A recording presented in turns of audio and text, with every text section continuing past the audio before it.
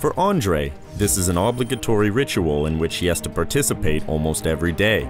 His car carrier is loaded with new cars intended for buyers who are waiting for them in Moscow. But on the way, Andrei has to wait at the famous traffic light in Nizhny Volochyok. A man wakes up screaming and jumps out of bed, and his wife asks, "What happened?" He answers, "What a dream! A second traffic light was installed in Volochyok." Highway M10 almost completely follows the bends of the St. Petersburg track, laid down in the 18th century. There are 70 settlements, a narrow roadway, broken surfacing, and no traffic interchanges for turning around. This is the current look of the busiest road in the country.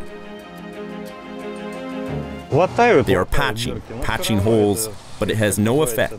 It is a patchwork repair. They fill a hole here, they fill a hole there, and that is it. Let's take Torzhok, for example. There are no roads there at all. 20 kilometers with no road.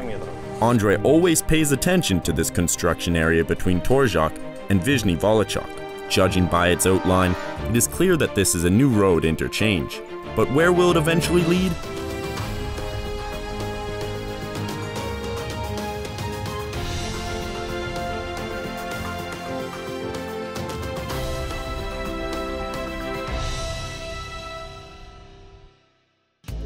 This road is not yet on the map.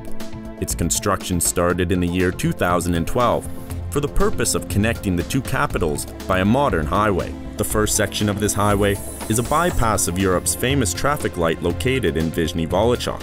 It was necessary to lay 76 kilometers of road simply to eliminate this one traffic jam. The bypass begins with this interchange located halfway between Torzhok and Nizhny Volochyok.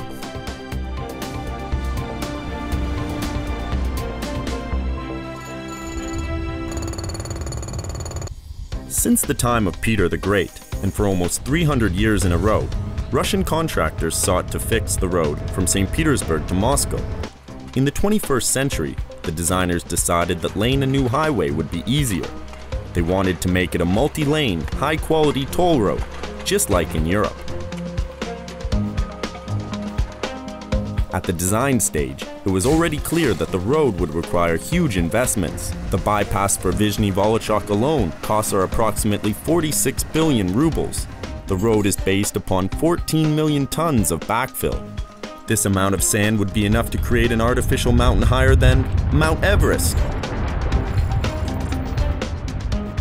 3 years ago, there was a 12-meter deep swamp in the section of highway being constructed.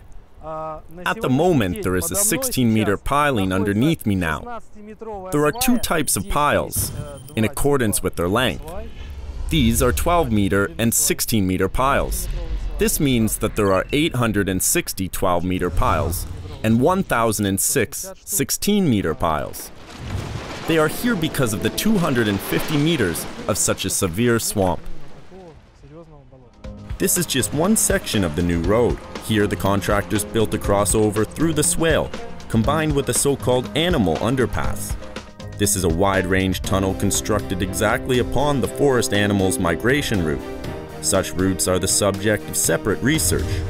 Now, the highway intersects the animal's world on different levels. The indigenous inhabitants of these forests will no longer share the road with motorists.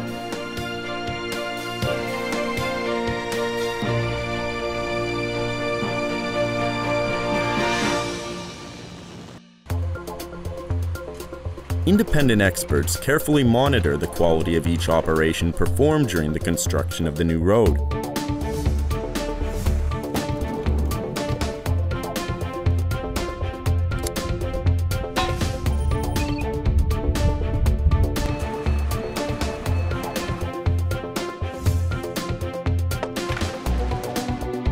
Space satellites assist the construction of this road. Here, a machine levels a 6-meter strip of previously compacted sand. The GPS satellite system is installed on the grader. With the help of this system, the thickness of the embankment is verified within millimeters. In the cabin, the design reference marks are all displayed at once for the operator. Basically, the role of the operator is minimal here. He only monitors the implementation of the program, drawn upon the basis of the road construction project. However, even after such delicate workmanship, the experts still check the results: the thickness of each layer, its composition, the quality of the asphalt and concrete mixture, the stability of the prepared elements. A special laboratory exercises control over more than 50 parameters of the future road. The percentage of each fraction to be used is determined. The same is true for all of the materials. We verify the amount of sand in the same way, the amount of dust and clay, the filtration values, the filtration coefficient, all of this is verified. The ready-made road is quite an elaborate engineering structure. Furthermore, a system for ongoing control over the condition of the road base, the lighting, drainage, and the dozens of road crossings over the highway for secondary roads is installed here. The surfacing itself also consists of several layers. This road consists of a sand-based layer, followed by a macadam sand mixture, the top layer of the base, the lower layer of the surfacing and the finish layer, the top layer of the surfacing. The last, finalizing asphalt layer will be applied immediately after the highway's commissioning. However, landscaping begins long before the first cars will pass here. A special layer of grass strengthens the slopes and protects them from erosion. To onlookers, it would seem as if the ground is covered with green paint. In fact, the slopes are covered with a polymer mixture of seeds and nutrients designed for them. In just 2 weeks, there will be a thick and bright lawn here. However, few of those who will drive down this road will understand from where it is made. I think everybody will just cross himself, bypassing Torzhok, and that is it. Andrei surely knows the main difference between a good highway and a bad one. A person simply does not notice a good highway, but when driving down a bad one cannot think of anything except this highway.